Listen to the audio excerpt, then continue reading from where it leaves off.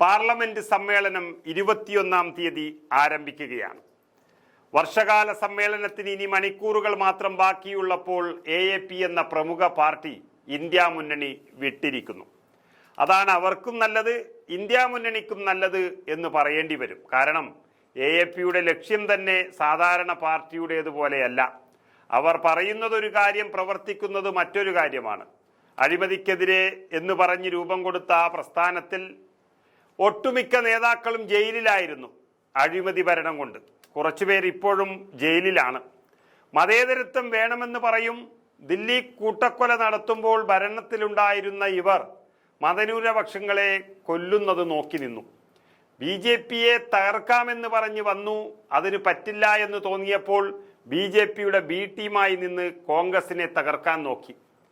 ഏറ്റവും പ്രധാനപ്പെട്ടത് കോൺഗ്രസിന്റെ കയ്യിലുണ്ടായിരുന്ന ദില്ലി ഭരണത്തെക്കുറിച്ച് കള്ളം പ്രചരിപ്പിച്ച് അത് പിടിച്ചെടുത്ത് BJPയെ ഏൽപ്പിച്ചിരിക്കുന്നു.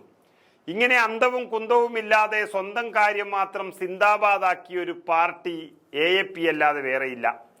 ഏതായാലും AAPയുടെ പ്രഖ്യാപനം വന്നിരിക്കുകയാണ്. കോൺഗ്രസ് നേതൃത്വത്തിലുള്ള പ്രതിപക്ഷ മുന്നണിയായ ഇന്ത്യ സഖ്യത്തിൽ നിന്ന് ഞങ്ങൾ പിന്മാറുന്നുവെന്നും ആം ആദ്മി പാർട്ടി ഇനി ആ സഖ്യത്തിന്റെ ഭാഗമല്ലെന്നും പാർട്ടിയുടെ മുതിർന്ന നേതാവ് രാജ്യസഭാ MP കൂടിയായ സഞ്ജയ് സിംഗ് ആണ് അത് വ്യക്തമാക്കിയത്.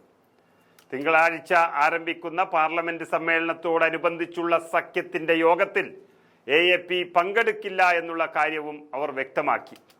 ഏതായാലും അക്കരെ പച്ച തേടി നടക്കുന്ന ഒരു രാഷ്ട്രീയ പാർട്ടി എന്നുള്ള നിലയിൽ ആരുടെ കൂടെ കൂടിയാലാണ് ഗുണം ലഭിക്കുക എന്നുള്ള ചിന്ത അവരെ മാറ്റി മാറ്റി ചിന്തിപ്പിക്കുകയാണ്. അരവിന്ദ് കെജ്രിവാൾ എന്ന AAPയുടെ പ്രതിഷ്ഠ ഇപ്പോൾ വലിയ കേസിൽപ്പെട്ടിരിക്കുകയാണ്. ഉപമുഖ്യമന്ത്രിയും മന്ത്രിമാരും MP-യും MLA-മാരും എല്ലാവരും പലരും ഈ കേസിലുണ്ട്. അതുകൊണ്ട് തങ്ങളുടെ തട്ടിപ്പ് കണ്ടെത്തിയ സ്ഥിതിക്ക് BJPയുടെ കയ്യിൽ നിന്നും രക്ഷപ്പെടില്ല എന്നും ഇന്ത്യ മുന്നണി അധികാരത്തിലെത്തിയാൽ കേസ് തേച്ചു മാച്ച് കളയാമെന്ന് വിചാരിച്ചാണ് ലോക്സഭാ തെരഞ്ഞെടുപ്പിന് മുൻപ് ഇന്ത്യ മുന്നണിയിൽ ചേർന്നത്. പക്ഷെ വീണ്ടും BJP തന്നെ വന്നു, മോദി പ്രധാനമന്ത്രിയായി. അതുകൊണ്ട് ഇനി ഇന്ത്യ മുന്നണി വിടുക വഴി BJPയെ സന്തോഷിപ്പിക്കുകയും ചെയ്യാം. അതാണ് പരിപാടി ഉണ്ടായിരുന്നത്. അല്ലാതെ ഇതൊരു നിലപാടൊന്നുമല്ല.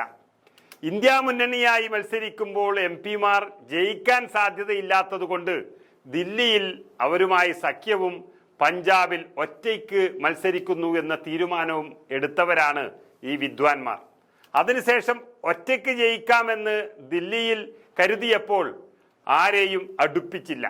ഹരിയാനയിലാകട്ടെ കോൺഗ്രസിനോട് സഖ്യം വേണമെന്ന് പറഞ്ഞ് അങ്ങോട്ട് പോയി. മഹാരാഷ്ട്രയിലും അങ്ങനെ തന്നെയായിരുന്നു. പക്ഷെ തട്ടിപ്പ് മനസ്സിലാക്കിയ ഇന്ത്യ മുന്നണി ഇവരെ മാറ്റി നിർത്തി. ഒരു മദ്യനയം ഉണ്ടാക്കി അതിലാണ് കോടികൾ തട്ടിച്ചെടുത്തത് എന്ന് രേഖകൾ പറയുന്നത്.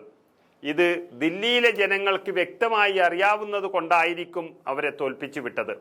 ഇനി വരാനിരിക്കുന്ന ബീഹാർ തെരഞ്ഞെടുപ്പിലും AAP തനിച്ച് മത്സരിക്കുമെന്നാണ് പറയുന്നത്. പിന്നെന്തിനാണ് ഇനിയൊരു ഇന്ത്യ സഖ്യം? പാർലമെന്റിൽ പ്രതിപക്ഷ പാർട്ടികളുമായി തന്ത്രപരമായ ഐക്യങ്ങൾ തുടരുമെന്നാണ് AAP നേതാവ് പറയുന്നത്. അങ്ങനെ ഒരു നിലപാടില്ലാത്തൊരു പാർട്ടിയുമായി സഖ്യമില്ലാതെ തന്നെയാണ് മുന്നണിക്ക് നല്ലത്. മുന്നണിക്കുള്ളിൽ അസ്വാരസ്യങ്ങൾ ഉണ്ടാക്കാൻ മാത്രമേ AAP ബന്ധം ഇതുവരെ ഉപകരിച്ചിട്ടുള്ളൂ എന്നിരിക്കെ അവർ പാർലമെന്റ് സമ്മേളനത്തിന് മുൻപേ തന്നെ പോകുന്നതാണ് ഇന്ത്യ മുന്നണിക്കും നല്ലത്.